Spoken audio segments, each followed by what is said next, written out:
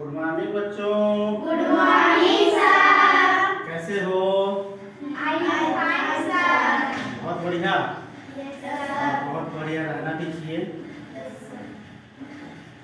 आज की क्लास हम एक कहानी से शुरू करेंगे।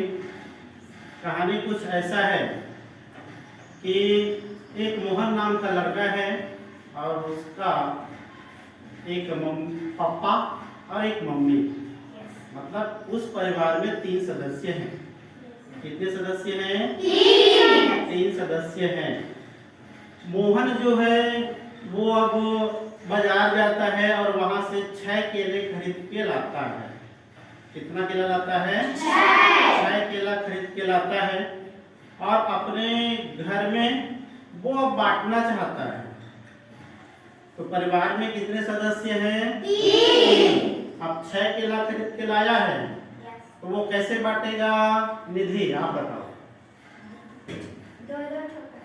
मतलब वो 2-2 केला एक एक सदस्य को देगा। बातें आई समझ में? इसको हम गणित की भाषा में ऐसे लिखते हैं 6 भागे 3। 6 भागे 3। अब 6 को अपन भाग करते हैं 3 से तो उत्तर कितना आएगा? 2। माने 2-2 केला एक एक जने को देगा। बातें क्लियर हुई? Yes sir. अब दूसरे दिन फिर बाजार जाता है मोहन और वहां से सिर्फ 1 केला खरीद के लाता है। कितना केला? 1 केला। मेरे पास केला है, प्रैक्टिकल करके देखें। 1 केला खरीद के लाया। अब घर में 3 सदस्य है। अब इस 1 केला को वो कैसे बांटेगा? पूनम कैसे बांटेगा? तो उसको आधा कैसे कहेंगे? इसको 3 भाग में काटेगा। 3 भाग में, और वो भी 3 बराबर होना चाहिए। कैसा होना चाहिए? बराबर। 3 बराबर भागों में काटेगा और इस तरह से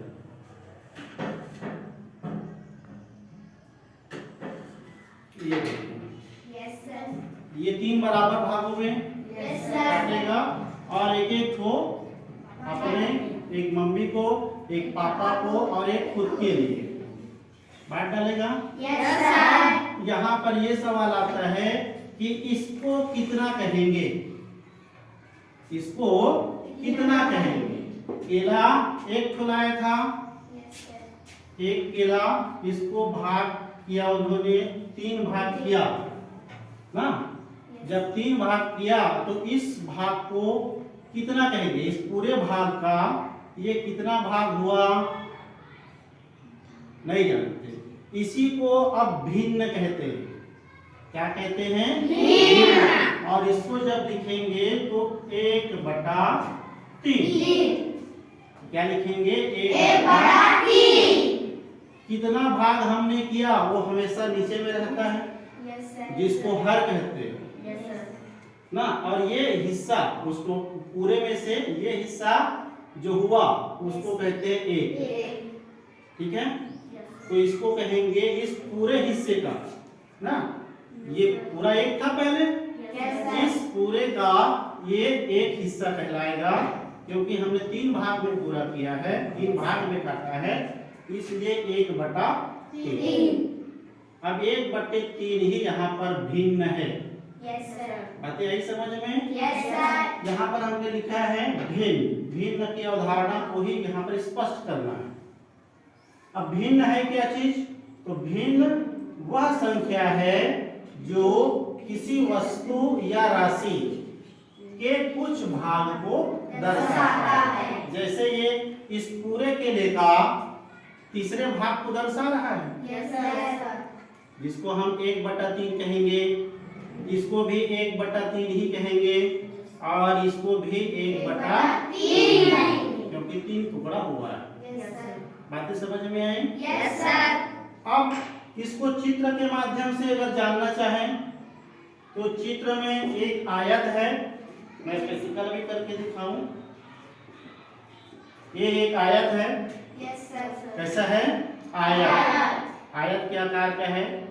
ठीक है। अब इसको बराबर बराबर 4 बराबर भागों में बांटना है, जैसे कि मैंने चित्र के रूप में बताया है कि 4 बराबर भागों में बांटा गया है, ठीक है। अब उसके बाद इसमें से एक टुकड़ा को रंगाया गया, छायांकित भाग किया गया, हाँ। तो 4 बराबर भागों में इसको अगर बांट दे तो 4 टुकड़ा हो जाएगा, और 4 टुकड़ा जब होगा और उसको लिखने के लिए कहा जाएगा तो 1/4 होगा, बिल्कुल 1/4। इस 1/4 को 1/4 भी कहते हैं। क्या कहते हैं? 1/4। अगर इसको हम काट के देखें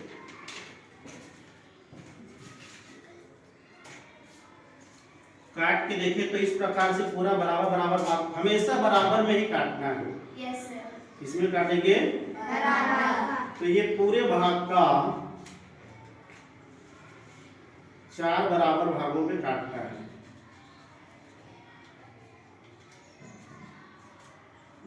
ये 4 भागों में कट गया। अब 4 भागों का मैंने चित्र के रूप में एक भाग को रंगाया है, और यहाँ पर प्रैक्टिकल में अगर कहेंगे तो प्रैक्टिकल में हर एक भाग जो है वो 1/4 को दर्शाएगा। इस पूरे भाग का ये 1/4 भाग हुआ। आते हैं समझ में? और ज्यादा जानकारी के लिए यहाँ पर अपन जानते हैं ये एक वृत्त है। वृत्त किसके आकार का होता है? घर में अपन रोटी बेलना रोटी वृत्त होता है। इसको अगर लिखना चाहें तो हमने पूरे भाग को रंगा दिया है, तो इसको भिन्न के रूप में लिखेंगे 1/1। और प्रतिशत कहें तो ये होगा 100%, माने जितना था उतने सबको रंगाया है, किसी भाग को नहीं छोड़ा है। इसका मतलब हुआ कि ये 1/1 का अगर प्रतिशत में बदलने के लिए कहा जाए तो 100% होगा, 100% कहते हैं, ठीक है। ये मैंने एक त्रिभुजाकार आकृति लिया है, त्रिभुज, और त्रिभुज के आधे भाग को रंगाया है। तो कुल कितना भाग है? भाग माने हिस्सा, कितना भाग है? 2 भाग में से मैंने एक भाग को रंगाया, ठीक है। तो इसको कहेंगे 1/2, और 1/2 का प्रतिशत रूप में आता है 50%। 50-50 बांट लो, कहा जाता है, तो बिल्कुल 50 रंगाया गया इसका। तीसरे चित्र की बात करें तो ये भी एक आयत है, और इस आयत जिसे प्रैक्टिकल करें, प्रयोग करें, तो ये एक आयत है। इसको कितने बराबर भागों में बांटा गया है? 3 बराबर भागों में, और 3 बराबर भागों में से बांटकर एक भाग को रंगाया गया है ना। तो इस रंगाए हुए भाग को क्या कहेंगे? 1/3। माने कुल भाग में से हमने 3 भाग में से एक भाग को रंगाया है, इसलिए वो कहलाएगा 1/3। ये एक वर्ग के आकार का है, ठीक है। इस वर्ग को कितने बराबर भागों में बांटा गया है? 4 बराबर भागों में। तो 4 भाग में से एक भाग को रंगाया है, एक भाग को रंगाया तो एक ऊपर रहेगा और 4 नीचे। ऊपर वाले को अंश कहते हैं और नीचे वाले को हर कहते हैं, ठीक है। ये एक आयत को 5 बराबर भागों में बांटा गया है, एक भाग को रंगाया गया है, तो यह 1/5। यहाँ पर पूरे भाग को 10 बराबर भागों में बांटा गया है, और इसमें से भी एक भाग को रंगाया गया है, तो इसको लिखेंगे 1/10।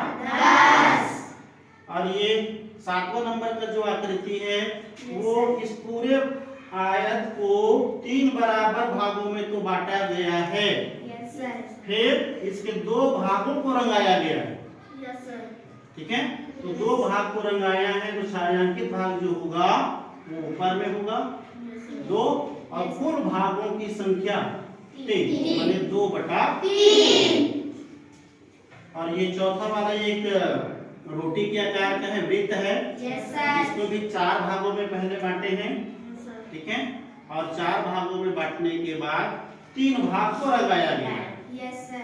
तो जितने भाग को लगाते हैं वो ऊपर में लिखते हैं Yes, और sir. कुल कितना भाग किए वो नीचे, तो 3/4। 4. इस प्रकार से चित्र के रूप में हम बता सकते हैं और प्रैक्टिकल भी हमने करके देखा।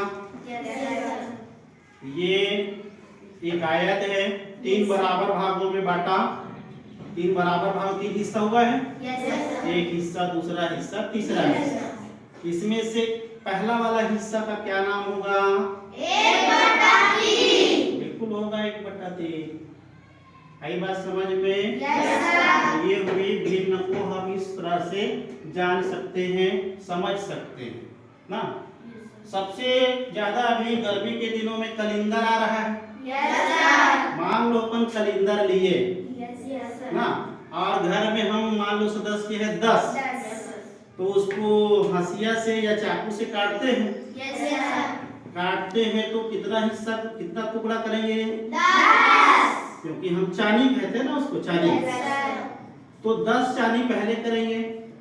तो ये कलिंदर को हमने मान लिया है एक वृत्त, Yes, sir. दिख रहा है ध्यान से? Yes, sir. ये मान लो एक कलिंदर है जो अच्छा समझ में आएगा। उसको सबसे पहले कितना चानी काटेंगे? 10 चानी काटेंगे। अब जो इसमें से एक भाग जो होगा ना, वो एक चानी कहते हैं अपन, वो 1/10 भाग को दर्शाएगा। Yes, sir. ये 1/10, ये 1/10, ये भी 1/10 होगा। Yes, sir. तो इस प्रकार से इसका एक भाग 1/10 कहलाएगा।